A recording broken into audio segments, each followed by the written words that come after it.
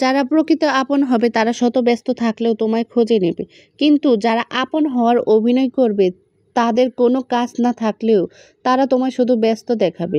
কথা কম বলবেন, রাগ কম দেখাবেন, কানে কম শুনবেন, ঝামেলা হলে ছেড়ে দিবেন, অপমান করলে হেসে চলে আসবেন।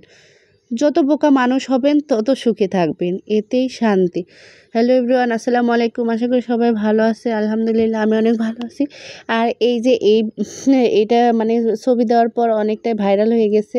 এটা হলো আমসত্ত্ব। আম্মু মানে নিজের হাতে করেছে।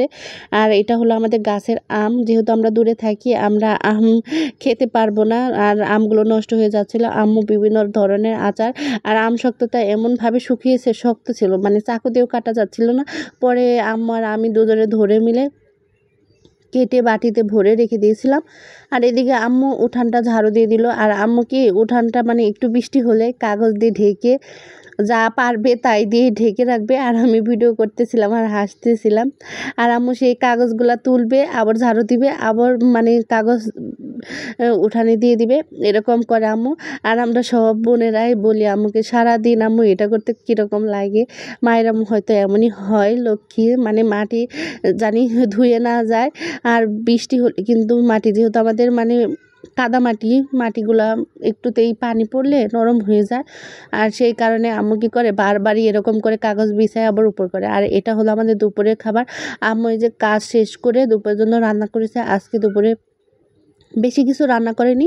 এটা হলো মাছ দিয়ে চাল কুমড়ো, আর বাবুর জন্য 2টা ঢেঁড়স দেওয়া হয়েছে, যে বাবুকে জানি ঢেঁড়স দিয়ে ভাত খাওয়াতে পারি।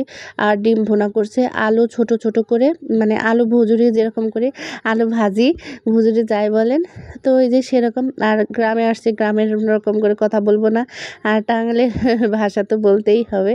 তো এই যে বাবু, আর এটা হলো দেশি আমাদের মুরগির ডিম, ছোট এর জন্য সাইজে। আর এই যে বাবুকে খাওয়ানোর পর, আর এই যে প্রচণ্ড রোদ উঠেছে এখন, আর এতটা দৌড়াদৌড়ি পারতেছিল এই যে 2টা বুড়ি। আর আমাদের বাসায় আজকে অনেক আত্মীয় আসছে, আমার বোনের আসছে, আর আম্মু। মায়ের পর যদি কেউ থাকে সেটা হলো নানি। আর নানি দেখেন কষ্ট, ওরা ঘেমে যাচ্ছিল, আর চুল খোলা ছিল এই যে বুড়িটার। এই বুড়িটাকে চুল বেঁধে দিয়ে আসছে আম্মু, হাজার কাজের পরেও এই যে তার কষ্টটা সহ্য হচ্ছিল না। আগে চুলটা বেঁধে দিয়ে তারপর রোদের পাউডার দিয়ে মুছে, ঘাম মুছে তারপর চলে গেল। আর এই যে আমার মেজো বোন রান্না করতেছে। আমরা সবাই একত্রে হলে কিন্তু আম্মুর সাথে হাতে হাতে কাজ করি, যতটুকু পারি করার চেষ্টা করি। আর আজকে হচ্ছে চিকেন বিরিয়ানি। আমরা সবাই আজকে বিরিয়ানি খাবো। ভিডিওর কোনো অংশ যদি একটু ভালো লাগে থাকে অবশ্যই কমেন্ট করে জানাবেন। সবাইকে অসংখ্য অসংখ্য ধন্যবাদ। আর মাটির চুলায় রান্না করলে কিন্তু এমনিতেই খাবার অসাধারণ হয়ে যায়।